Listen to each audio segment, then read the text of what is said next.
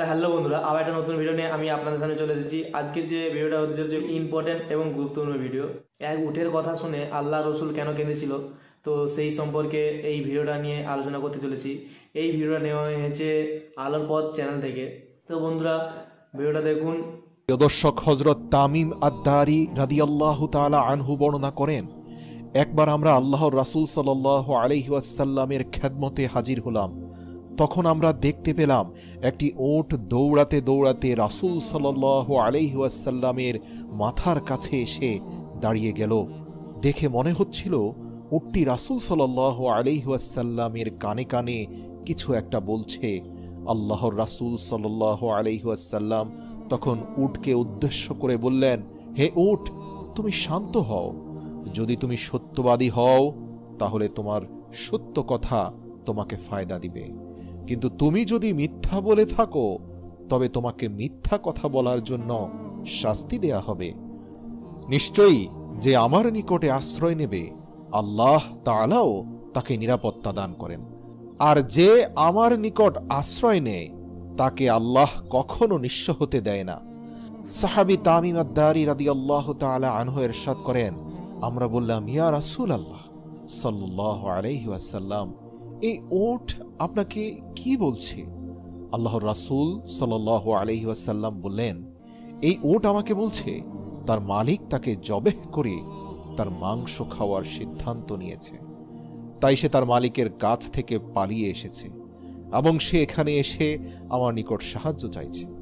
সাহাবী তামিম আদ-দারি রাদিয়াল্লাহু তাআলা আনহু বললেন, অতঃপর আমরা নিজেদের মধ্যে গল্পে ব্যস্ত হয়ে গেলাম।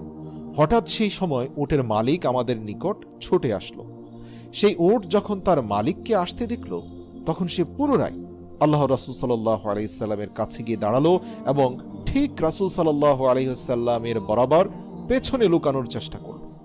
উটের মালিক বলল, ইয়া রাসূলুল্লাহ সাল্লাল্লাহু আলাইহি ওয়াসাল্লাম, আমার এই উট 3 দিন আগে আমার কাছ থেকে পালিয়ে গেছে, আর আজকে আমি একে আপনার কাছে পেয়েছি। এ কথা শুনে আল্লাহর রাসূল সাল্লাল্লাহু আলাইহি ওয়াসাল্লাম বললেন, এই উট আমার নিকটে নালিশ জানিয়েছে। সে আমাকে বলছে যে তোমার কাছে অনেক বছর ধরে লালিত পালিত হয়েছে, বড় হয়েছে। যখন প্রচণ্ড গরমের সময় আসে তুমি তখন তার পিঠে চড়ে ঘাস এবং চারণভূমির এলাকায় যেতে, আর যখন শীতের সময় আসতো তখন তুমি তার পিঠে সাওয়ার হয়ে গরম এলাকার দিকে সফর করতে। আর এখন যখন সে বার্ধক্যে উপনীত হয়েছে তখন তুমি তাকে জবেহ করে তার মাংস খাওয়ার পরিকল্পনা করেছ। ওটের মালিক বলল, ইয়া রাসূলুল্লাহ সাল্লাল্লাহু আলাইহি ওয়াসাল্লাম, ঘটনা ঠিক তেমনই যেমনটা আপনি বর্ণনা করেছেন, কিন্তু প্রশ্ন হলো সে কিভাবে আপনাকে এসব জানালো? এই কথা শুনে আল্লাহর রাসূল সাল্লাল্লাহু আলাইহি ওয়াসাল্লাম বললেন, আচ্ছা বলো তো, একজন অনুগত একনিষ্ঠ খাদেমের তার মালিকের প্রতি খেদমতের প্রতিদান কি এটাই পাওয়া উচিত? উটের মালিক বলল, ইয়া রাসূলুল্লাহ সাল্লাল্লাহু আলাইহি ওয়াসাল্লাম, এখন আমি একে বিক্রি করব না, একে জবেহ করব না। আপনি যা অনুমতি দেবেন আমি তাই করব। এরপর আল্লাহর রাসূল সাল্লাল্লাহু আলাইহি ওয়াসাল্লাম সেই উটের মালিকের কাছ থেকে উটটিকে 100 দিরহামের বিনিময়ে কিনে নিলেন। তারপর তিনি উটটিকে বললেন, হে উট, যাও, এখন থেকে তুমি মুক্ত। আল্লাহ তাআলার দেওয়া রিজিক তালাশ করো। অতঃপর সেই উটটি আল্লাহর রাসূল সাল্লাল্লাহু আলাইহি ওয়াসাল্লামের মাথার কাছে নিজের মুখ এগিয়ে নিয়ে মুখ দিয়ে একটি আওয়াজ করল, যা শুনে আল্লাহর রাসূল সাল্লাল্লাহু আলাইহি ওয়াসাল্লাম বললেন, আমিন আমিন। এরপর উটটি পুনরায় দোয়া করল। আল্লাহর রাসূল সাল্লাল্লাহু আলাইহি ওয়াসাল্লাম আবারও বললেন, আমিন আমিন। উটটি পুনরায় দোয়া করল। আল্লাহর রাসূল তৃতীয়বারের মতো বললেন, আমিন আমিন। কিন্তু উটটি যখন চতুর্থবার একটি শব্দ করল, তখন আল্লাহর রাসূল সাল্লাল্লাহু আলাইহি ওয়াসাল্লাম আমিন তো বললেনই না, বরং আবেগপ্রবণ হয়ে কাঁদতে শুরু করলেন এবং বলতে লাগলেন, হায় আমার উম্মত, হায় আমার উম্মত। এমনকি রাসূল সাল্লাল্লাহু আলাইহি ওয়াসাল্লামের চোখ থেকে অশ্রু বেয়ে পড়তে লাগলো। সাহাবী তামিম আদ-দারি রাদিয়াল্লাহু তাআলা আনহু বললেন, আমরা জিজ্ঞাসা করলাম, ইয়া রাসূলুল্লাহ সাল্লাল্লাহু আলাইহি ওয়াসাল্লাম, এই উট আপনাকে কি বলছে? রাসূল সাল্লাল্লাহু আলাইহি ওয়াসাল্লাম বললেন, উটটি আমাকে প্রথমবার বলছে, ইয়া রাসূলুল্লাহ সাল্লাল্লাহু আলাইহি ওয়াসাল্লাম, আল্লাহ তাআলা আপনাকে ইসলাম এবং কোরআনের মাধ্যমে উত্তম প্রতিদান দান করবেন। আমি বললাম আমিন।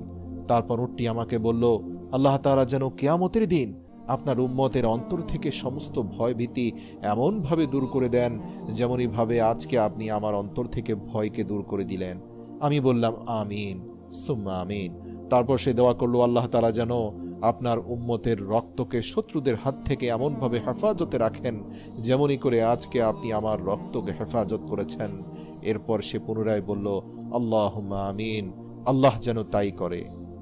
এরপর চতুর্থবার উটটি বলল, আল্লাহ তাআলা যেন আপনার উম্মতকে নিজেদের মধ্যে ঝগড়া, ফ্যাসাদ, ফিতনা, যুদ্ধ বিগ্রহ এসব থেকে হেফাজত করেন। এ কথা শুনে আমি আমিন বলতে যাব, কিন্তু সেই দোয়াটি আল্লাহর তরফ থেকে নির্দেশ আসলো যে সেটি কবুল হবে না।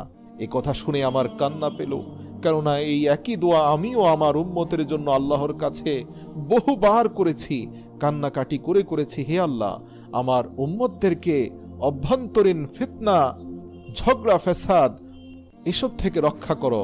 কিন্তু আল্লাহ তাআলা আমার প্রথম 3টি দোয়া কবুল করলেও শেষ দোয়াটি কবুল করেননি। হযরত জিবরাইল আলাইহিস সালাম আমাকে আল্লাহর পক্ষ থেকে খবর দিয়ে দিয়েছেন যে, হে রাসূল, আপনার উম্মতদের মধ্যে সর্বশ্রেষ্ঠ ফিতনা হচ্ছে যে তারা পরস্পর ছোটখাটো ত্রুটি বিচ্যুতি নিয়ে একজন আরেকজনকে ফতোয়াবাজি করবে, ফিতনাবাজি করবে, ঝগড়াঝাটি করবে, এসবে লিপ্ত হবে এবং এসব করেই এরা ধ্বংস হবে। বাইরের শত্রু যখন এদেরকে আক্রমণ করবে, এরা অভ্যন্তরীণ দ্বন্দ্ব কলহে ব্যস্ত থাকবে। এসব কিছু যা ঘটবে সবই তাকদিরে লেখা হয়ে গিয়েছে। কাজেই এই ক্ষেত্রে আল্লাহ আপনার দোয়া কবুল করবেন না। আল্লাহু আকবার। প্রিয় দর্শক, আজ আমরা মুসলিম সমাজের দিকে তাকালেই দেখতে পাই বিজাতিরা ঐক্যবদ্ধ হয়ে আজ ফিলিস্তিনের মাটিতে, আজ বিশ্বের বিভিন্ন প্রান্তে মুসলিমদের উপর চড়াও হচ্ছে। আর মুসলিমরা একে অপরকে অমুকের দালাল, তমুকের দালাল, ইয়াহুদির দালাল, ও কাফের, এ খারেজি, ওই ব্যক্তি শিয়া, ওই ব্যক্তি সুন্নি, বিভিন্ন দলে উপদলে বিভক্ত হয়ে বিভিন্ন বিভ্রান্তির মধ্যে পড়ে আজ মুসলমান শুধুমাত্র কালেমার ছায়াতলে আশ্রয় নেওয়ার কথা ভুলে গেছে। এরা এক গ্রুপ আরেক গ্রুপকে দুই চোখের এক চোখেও দেখতে পারে না। আজ এই হাদিস 100% সত্যতাই স্পষ্ট হলো। প্রিয় দর্শক, যারা এই হাদিসের মর্মার্থ উপলব্ধি করতে পারবে, আমি তো বলবো তারা বড় ধরনের ফিতনার হাত থেকে রক্ষা পাওয়ার সুযোগ তৈরি হবে।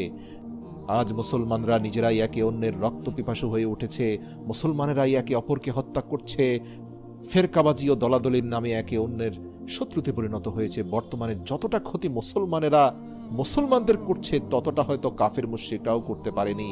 আমাদের সকলের উচিত আল্লাহ তাআলার রশি আল কোরআনকে ঐক্যবদ্ধভাবে মজবুত হওয়া আর একটি মাত্র কালেমার পতাকার নিচে সবাইকে আশ্রয় নেওয়া, তাহলে সব দলাদলি উঠে যাবে।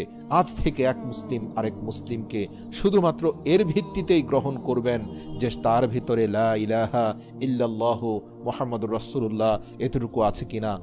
ব্যাস, এরপরে আর কোনো দল সম্পর্কে জানার প্রয়োজন নেই। এতটুকুই মুসলিমের আসল পরিচয়। তার মধ্যে আর যত ত্রুটি বিচ্যুতি থাকুক না কেন, তা শুধুমাত্র এই কালেমার পরে সবকিছুই আল্লাহ ক্ষমা করে দিতে। তো বন্ধুরা, দেখতে পেলেন কিভাবে উটের কথা শুনে আল্লাহ রসুল কেঁদেছিল। ভিডিওটা খুবই গুরুত্বপূর্ণ ভিডিও ছিল বন্ধুরা। ভিডিওটা যদি ভালো লেগে থাকে বন্ধুরা, লাইক এবং কমেন্ট করে জানাবেন।